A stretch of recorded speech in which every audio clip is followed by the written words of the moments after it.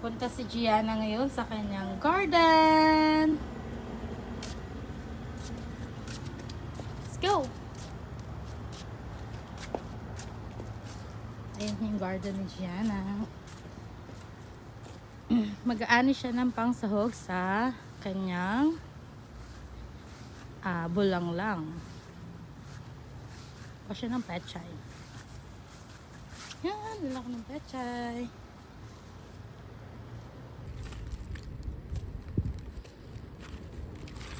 Ang hirap ko na. Oh, wait. No.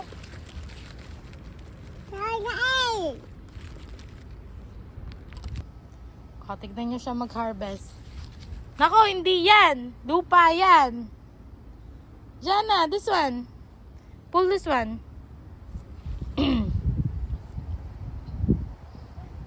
Jana, damo na yan. Ay nako, yung kasama ko mag-harvest. Ano yung hina-harvest? Kukuha din tayo ng siling panigang. Ito, malaki na to. Pwede na to. Siguro kahit 2 peraso lang. Ay, nako, dinumihan mo ko. Bait talaga ni Gianna, oh. Pinagay sa akin yan.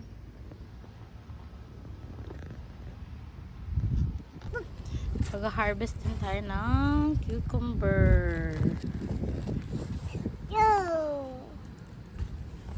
Ayan. Tsaka isa pang cucumber. This one.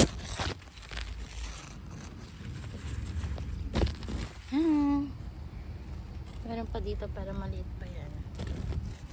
Daming bunga ng cucumber namin.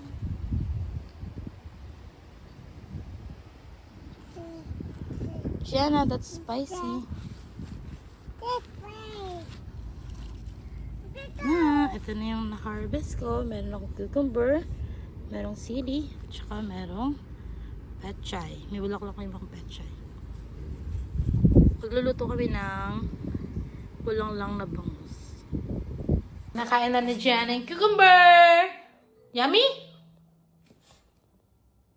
Yummy? Uy, gumaganon pa. Pinag-iisipan niya pa kung yummy. Yummy!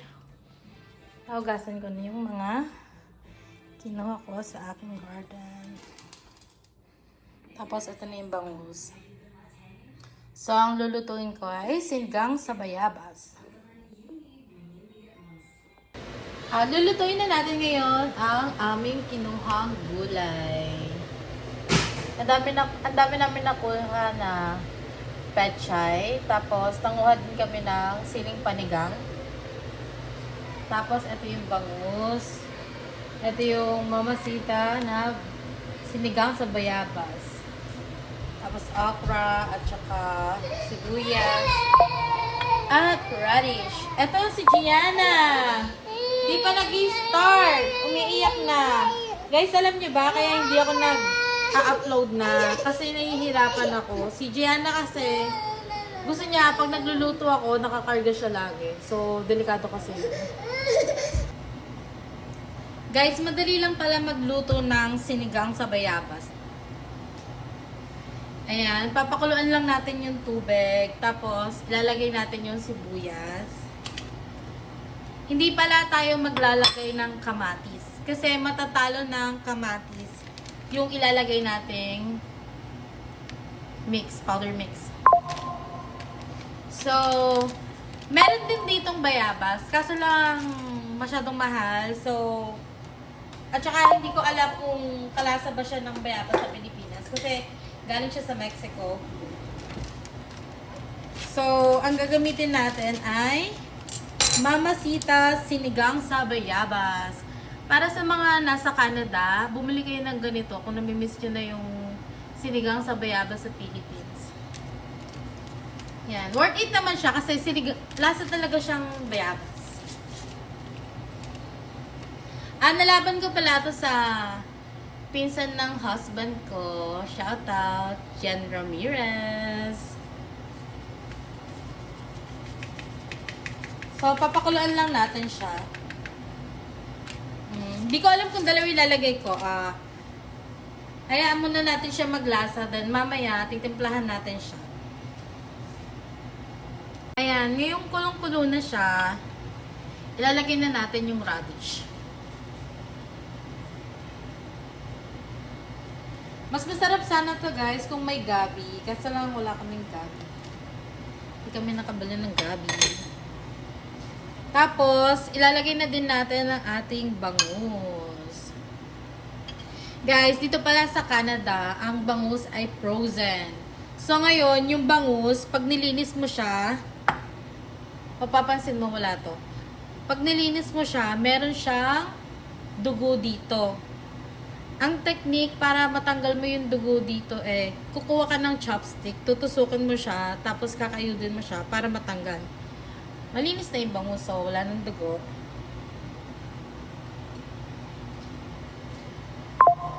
Ayan. Mabilis lang tulutuin, guys. Ito yung nakakamiss. Yung tawag pala dito sa Kapampangan, bulang lang. Tapos, sa mga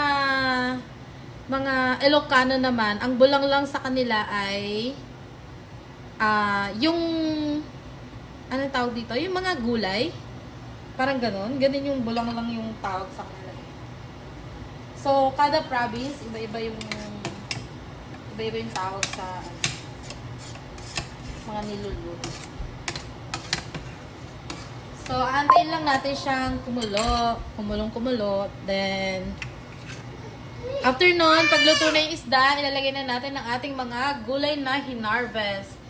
Alam niyo ba guys, itong gulay na to diyan na talaga, no? Yung gulay na to tinanim ko to ng parang 3 weeks ago. Ganun siya kabilis. Ganito na siya kalaki after 3 weeks. Mas mabilis siya lumaki kasi laging umuulan ngayon dito sa Canada. Dito sa part namin, sa Winnipeg. Pero ngayon kasi sa Ontario, parang may wildfire. So, hanggang dito abot yung usok. So, mag-iingat kayo dyan guys sa mga taga-Ontario. Tapos, ilalagay din natin tong sili. Lahat to ilalagay ko. Kasi masarap to pag nilagyan mo ng patis, yung sausawan. Durugin mo siya doon. Yummy! Ngayon, luto na ang ating bangus. Tikman natin kung mag-a-adjust ba tayo ng lasa.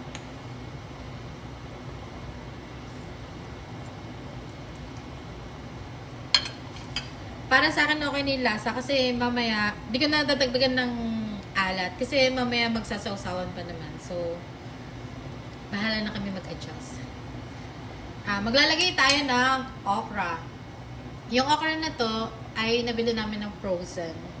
Mas okay kasi mamili ng frozen na okra kasi yung fresh na okra. Mas mahal kasi yung fresh na okra. Itong frozen na to, mas maganda siya kasi yung mga maliliit na okra talaga yung nandito. So, yan. Lalagay lang natin. Oh, yung sili nakalimutan. Lalagay na din natin ng ating mga na-harvest na sili.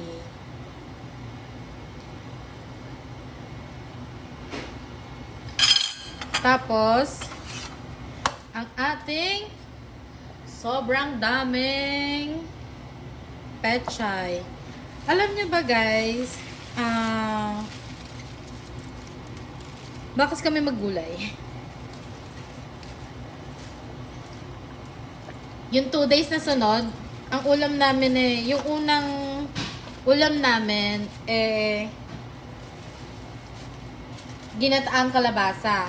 Tapos, nagtanong si Jen kung may tira pa ba ng kalabasa. Alam mo yung pinaluto niya? Pakbet naman. Wow. Puro kami kalabasa this past few days.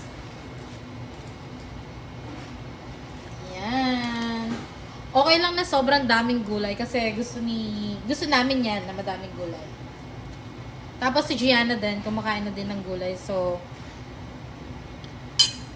para sa amin, sakto lang yung gulay na nilagay ko. Aantayin lang natin siyang maluto. Then, luto na. Okay na yun. Saglit lang naman ito lulutuin Pag nag-half cook na to, papatayin na yung kalan. Patayin ko na yung kalan. Kasi sisingaw pa naman yan. At saka mainit pa yung pinakailalim niya. Yan. After nito, kain na tayo. Ayan na. Luto na ang ating bulanglang na bangus. Kain na guys. Kain na tayo. Nakapaghiwanan pala ako ng sili. Tsaka may patis na yan. At eto na ang ating sinigang sa bayabas na bangus. Ayan, sarap yun guys. So, tikman na natin. Siyempre, ang una natin kakainin ay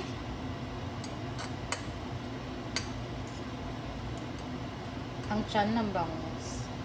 Mas masarap sana to guys kung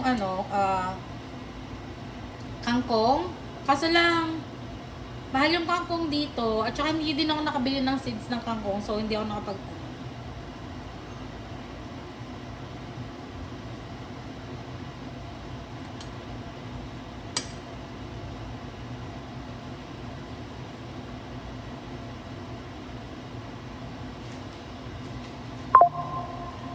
First bite!